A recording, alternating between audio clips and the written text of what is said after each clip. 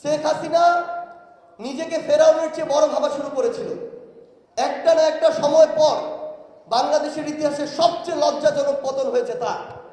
এমন অনেক শহীদ পরিবার রয়েছে যারা তাদের জায়গায় এখন মামলা করেও ভয় আছে। এই অন্তর্বর্তীকালীন সরকারের সবচেয়ে বড় দায়বদ্ধতা, এই একটা জায়গায় যদি আমরা সফল না হই, দৃশ্যমান বিচার আমরা না দেখতে পাই, বাংলাদেশের ইতিহাসে এই 24-এর অভ্যুত্থানে সবচেয়ে বড় সীমাবদ্ধতা হয়ে থাকবে এটি, এবং এর দায় আমরা কোনোদিন কেউ উপেক্ষা করতে পারবো না। আজকে আমরা দেখছি এই পুলিশ প্রত্যক্ষ বা পরোক্ষভাবে এই হত্যাযজ্ঞের সাথে জড়িত ছিল। তাদেরকে অনেককে জড়িত করা হয়েছে, অনেকে ইচ্ছাকৃতভাবে অতি উৎসাহী হয়ে কাজগুলো করেছে, কিন্তু তাদের শাস্তি আজকে বদলির মধ্যে সীমাবদ্ধ। তাহলে আমি তো আসলে একটা অন্যায় বিচার না করে সেই অন্যায়টাকে আরো প্রশ্রয় দিচ্ছি। আজকে দেখা যাচ্ছে কোনো একটি শহীদ পরিবার যদি কোনো মামলা করে, শেষে অজ্ঞাতনামা এই শব্দটি দিয়ে এবং এই শব্দটিকে রাজনৈতিকভাবে কুক্ষিগত করে অসংখ্য মানুষকে হয়রানি করা হচ্ছে যাদের সাথে এই হত্যার কোনো সম্পৃক্ততা নেই। আমার এমন অনেক শহীদ পরিবার রয়েছে যারা তাদের জায়গায় এখন মামলা করেও ভয় আছে। তাদেরকে ছাত্রলীগ, আওয়ামী লীগ, যুবলীগের অনেক ক্যাডাররা পলিটিক্যালি নেগোসিয়েশন করে তাদের চোখের সামনে দিয়ে হেঁটে বেড়ায়। এই নেগোসিয়েশন হয়েছে টাকার বিনিময়ে, হয়েছে জনশক্তি সাপ্লাইয়ের বিনিময়ে।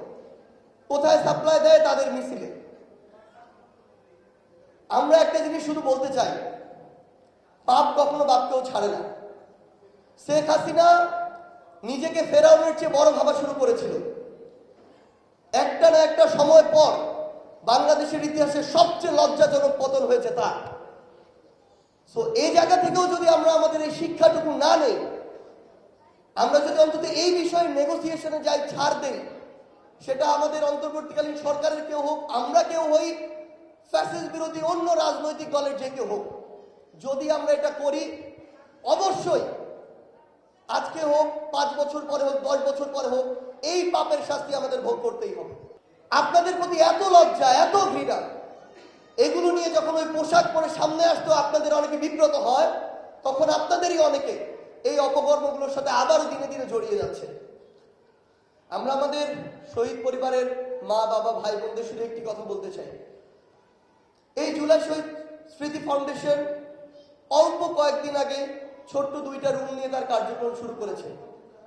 যেমন ভাবে দেশ ভেঙে করতে একটু সময় লাগে, এই ফাউন্ডেশনও যতটুকু সক্ষমতা প্রয়োজন প্রতিনিয়ত তার সক্ষমতা বাড়ছে, কিন্তু আমাদের সীমাবদ্ধতা আছে।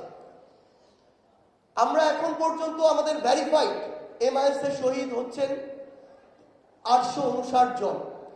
সেই লিস্ট দ্রুত গ্যাজেট আকারে প্রকাশ করা হবে। যারা বাদ পড়েছেন তারা সেগুলোতে আবার এনলিস্টেড হতে পারবেন।